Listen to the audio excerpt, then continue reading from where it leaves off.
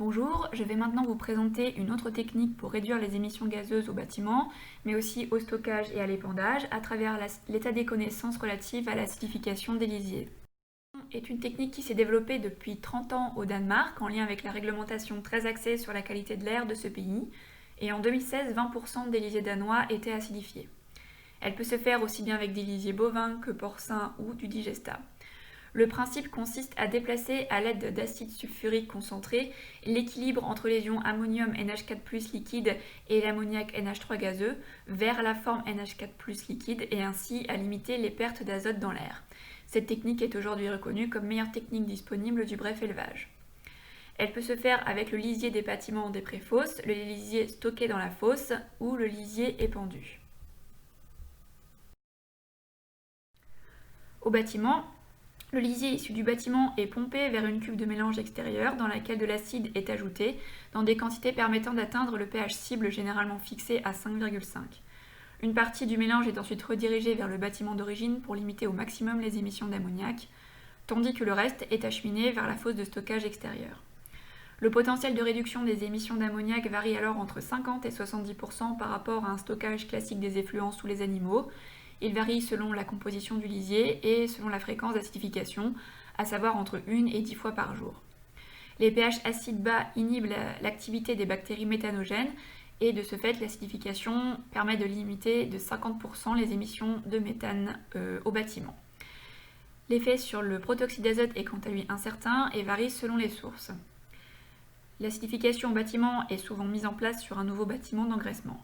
Les coûts d'investissement se situent entre 40 et 55 euros par place de porc charcutier et les coûts de fonctionnement entre 0,8 et 1,3 euros par porc charcutier produit. Au niveau de la fosse de stockage, l'ajout d'acide se fait au moment de la vidange de cette fosse, soit juste avant épandage, et dans ce cas seules les émissions au champ sont diminuées. L'éleveur doit toutefois veiller à prévoir un volume supplémentaire dans la fosse en lien avec la formation de mousse qui se produit lors de l'ajout d'acide dans le lisier. Les émissions d'ammoniac peuvent être réduites de 80% à l'épandage pour un pH cible inférieur à 6. Ces systèmes mobiles sont bien adaptés aux besoins des entrepreneurs agricoles qui peuvent offrir ce service à de nombreux clients. Et dans ce cas, les frais d'investissement et d'entretien pour l'agriculteur peuvent alors être négligés, ce qui conduit à un coût entre 0,9 et 1,9 euros par tonne de lisier pour l'agriculteur. En ce qui concerne l'acidification au champ, l'ajout d'acide se fait pendant toute la phase d'épandage et le lisier acidifié s'infiltre dans le sol avant que le pouvoir tampon ne puisse à nouveau augmenter le pH. L'acidification se fait dans un mélangeur installé sur la cuve à lisier juste avant la distribution dans les tuyaux d'épandage et avec l'aide d'un capteur de pH. Ces dispositifs peuvent être installés sur de nombreux tracteurs et citernes à lisier et ont été conçus au Danemark pour être utilisés avec des rampes à bandillard. Le pH cible est généralement de 6,4, ce qui permet d'utiliser beaucoup moins d'acide qu'avec les deux systèmes d'acidification précédents. Cette technique permet de réduire jusqu'à 90% les émissions d'ammoniac pour un pH cible de 6 par rapport à un épandage au bandillard. Et les émissions de protoxyde d'azote varient selon les cas.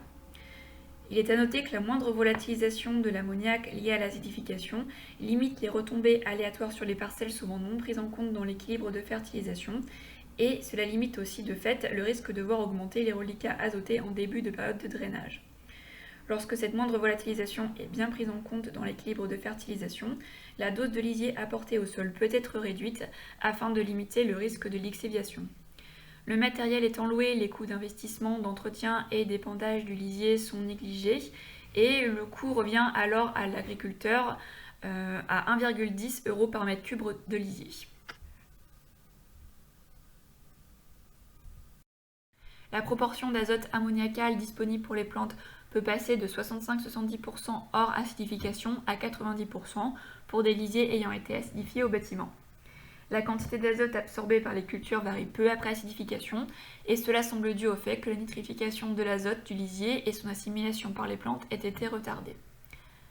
La plupart des essais étudiés ici ont été pratiqués sur sol calcaire et l'effet sur le pH du sol de l'acidification est alors inexistant, mais il semble que pour des sols déjà acides, comme c'est le cas pour la quasi-totalité des sols bretons, l'acidification puisse augmenter les besoins de chaulage.